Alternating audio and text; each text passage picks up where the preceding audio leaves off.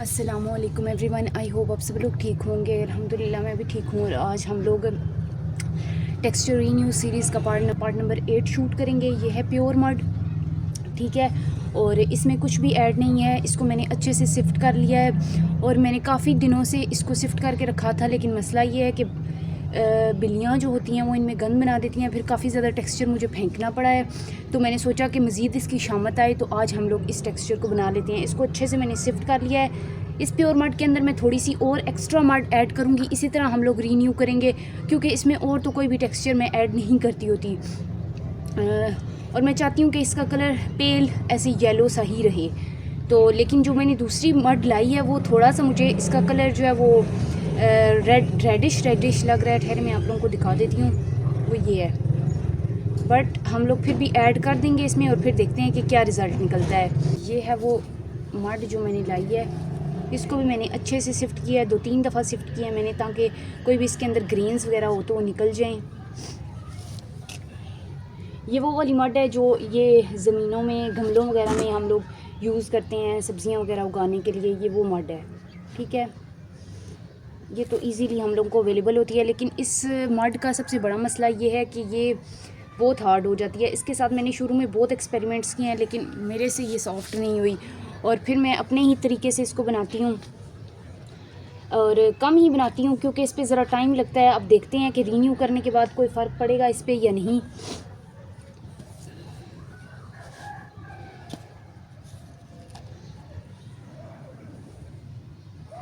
बिल्लियों ने मेरे इस टेक्सचर को काफ़ी कम कर दिया है।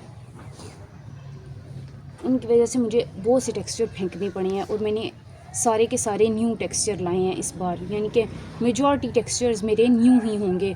मैंने पुरानी डर्ट्स वगैरह जो हैं वो फेंकी हैं, कुछ सेव की हैं, कुछ नए टेक्सचर लाए हैं, क्योंकि एक तो उनके कलर भी बहुत डल हो गए थे, दूसरा जो है वो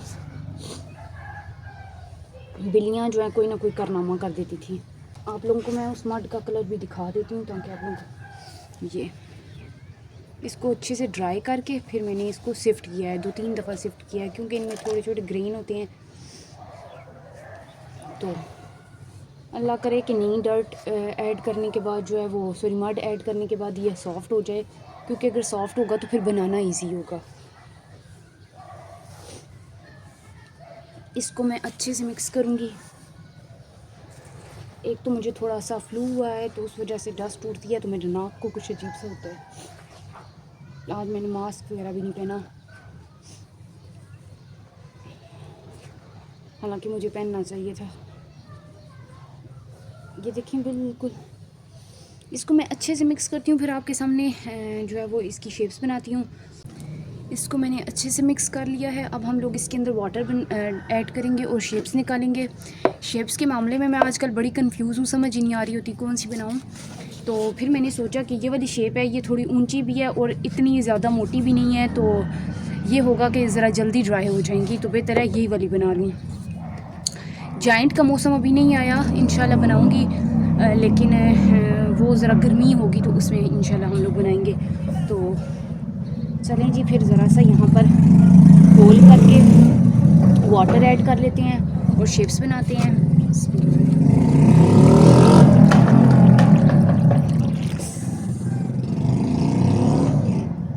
ये बिल्कुल प्योर टेक्सचर है मड का, ठीक है। और इसके अंदर हम लोगों ने मज़ीद मड ऐड किया है। मड मीन मिट्टी, जो सिंपल हम लोग मिट्टी यूज़ करते हैं, सॉइल पौधों वाली, ये वो वाली है, ठीक है। ये टेक्सचर काफ़ी फेवरेट है आप सबका।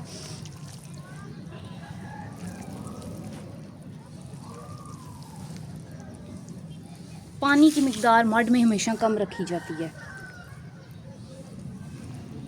क्योंकि ये हार्ड कर देती है और स्टिकी भी होती है ना, तो लम्प्स भी बनती हैं।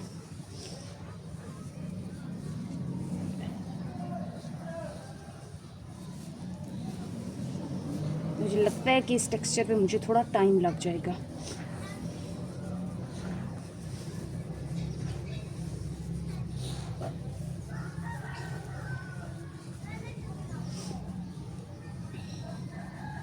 इस तरह करके ना लम्प्स तोड़ रही हूँ, ताकि फिर वो हार्ड हो जाएंगी, पानी उनके अंदर होगा तो। हमारे पास एक ये वाला मेथड भी है कि हम लोग इसको डालकर सिफ्ट कर लें, लेकिन आपको पता है उस पर बहुत टाइम लग जाएगा। सिफ्टिंग, गीला मटेरियल सिफ्ट बहुत मुश्किल से होता है।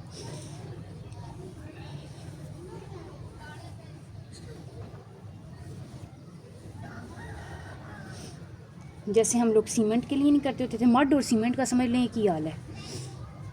खैर मड तो फिर पानी में डालें तो फिर वेट होके जो है वो नरम हो जाती है, लेकिन सीमेंट बेकार हो जाता है। अगर आप बिल्कुल फ़ारग है ना तो मड का टेक्सचर बनाना शुरू कर दें, आपका अच्छा खासा टाइम जो है वो इसमें गुजर जाएगा, लम्प्स तोड़ते तोड़ते ही। ये देखें इस तरह की बन जाती हैं गुठलियाँ।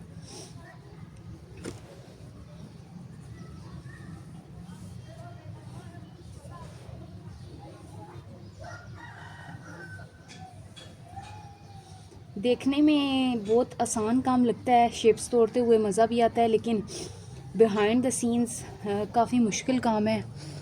इसमें जो सबसे ज़्यादा चीज़ अगर ये हमारी जो डैमेज होती है वो हमारी हेल्थ होती है, क्योंकि ये सब डस्टी टेक्सचर्स होते हैं, इनमें डस्ट होती है, तो ये हमें बहुत ज़्यादा अफेक्ट करते हैं।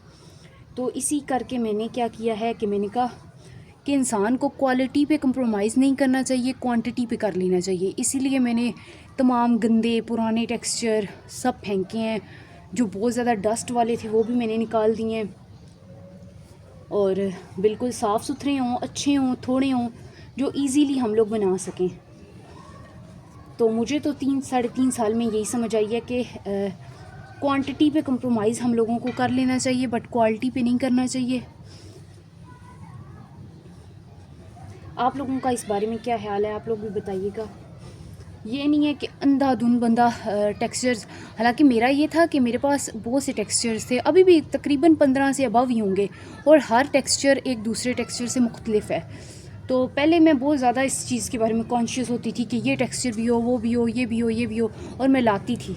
लेकिन अब मैंने सोचा है कि अगर हम लोग बैक जाते हैं, यानी दोबारा से अपने चैनल को जो है वो हम लोग अगर अपग्रेड कर रहे हैं, तो फिर हमें ये करना चाहिए कि हमें अपनी क्वालिटी को बेहतर बनाना होगा और क्वांटिटी पे थोड़ा बहुत कंप्रोमाइज़ कर लेना होगा, क्योंकि इंसान को अपनी थोड़ी सी क्या कहते हैं कि ईजीनेस को भी देखना चाहिए। ये नहीं कि बस अगर एक काम के पीछे लग गए हैं तो लग ही गए हैं। कहते हैं ना, excess of everything is bad. तो फिर एक्सेस किसी भी चीज़ की नहीं होनी चाहिए, हर चीज़ हम लोगों को मॉडरेट तरीके से करनी चाहिए। और दूसरा ये है कि वीडियोस भी मैं नॉर्मल ही डालने की कोशिश करूँगी, तकरीबन 1 या 2 ही, क्योंकि मैं नहीं चाहती कि बस हर तरह का जिस तरह का भी आया गंदा सुथरा टेक्सचर बस बना कर और फ़ौरन से जो है 6 वीडियोस अपलोड कर लूँ। ये वाला काम मैं नहीं कर सकती। तो इंशाल्लाह मेरी कोशिश यही रहेगी कि साफ़ सुथरी थोड़ी वीडियोस हों और अच्छी हों। ज़ाहिर है मैं अभी भी ख़ुद को परफेक्ट नहीं कहूँगी, अभी भी बहुत सी जो है वो कमियां हैं, तो इंशाल्लाह उनको हम लोग पूरी करने की कोशिश करेंगे। आई होप कि आप लोगों को मेरी बातें जो है वो बुरी ना लगी हों। मेरा एक जनरल व्यू है, किसी एक स्पेसिफ़िक बंदे के बारे में नहीं है कि आप लोग ये समझें कि मैं किसी एक को जज करके या कुछ करके कह रही हूँ। बट खैर आज के लिए इतना ही लेक्चर। अब हम लोग शेप बनाते हैं। मैं भूल ही गई थी कि मैंने शेप भी बनानी है बातों बातों में। यार ये लम्स वाला काम वो खाई है।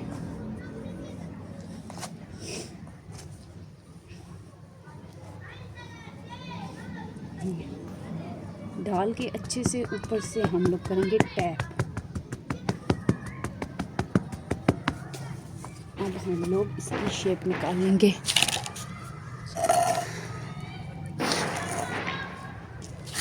बिस्मिल्लाहिर्रहमानिर्रहीम।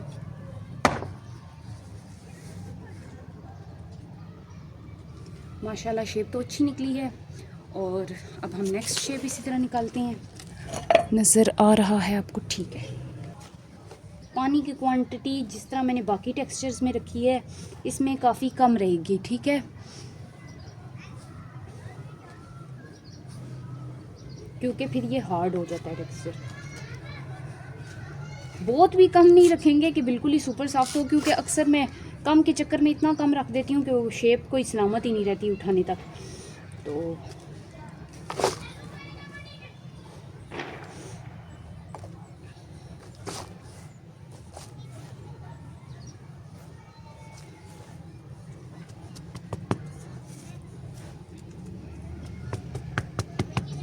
एक्स्ट्रा निकल जाएगा।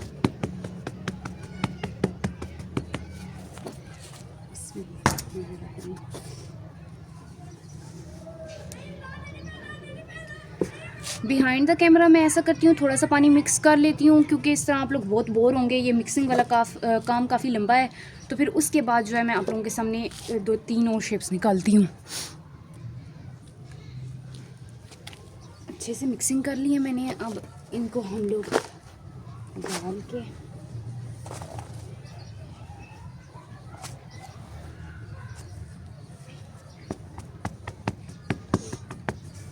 टैप करेंगे और फिर निकाल लेंगे। मैं भूल ही जाती हूँ आधा लफ्ज़ बोल के कि मैं कोई वीडियो भी शूट कर रही हूँ। सच बताऊँ, मुझे ना ट्यूटोरियल बनाने हमेशा से जो है वो मुश्किल लगते हैं, क्योंकि आपको इधर शेप्स भी बनानी है और साथ बोलना भी है, और ये भी याद रखना है कि आप लोग जो है वो कोई ट्यूटोरियल वगैरह बना रही हैं, वरना इंसान शेप्स बनाते हुए भूल ही जाता है कि मैंने कुछ और भी साथ काम करना है।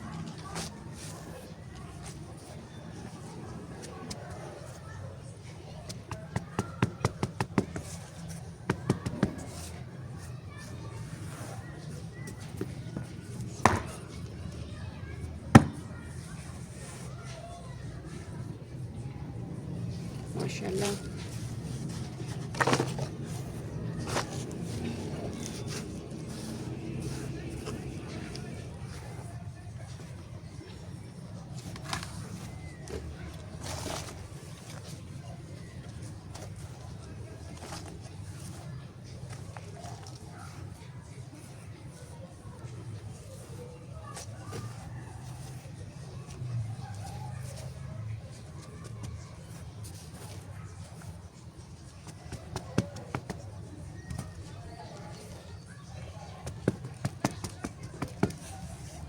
फ्लू से ना मेरा दिमाग ही इस वक्त काम नहीं कर रहा।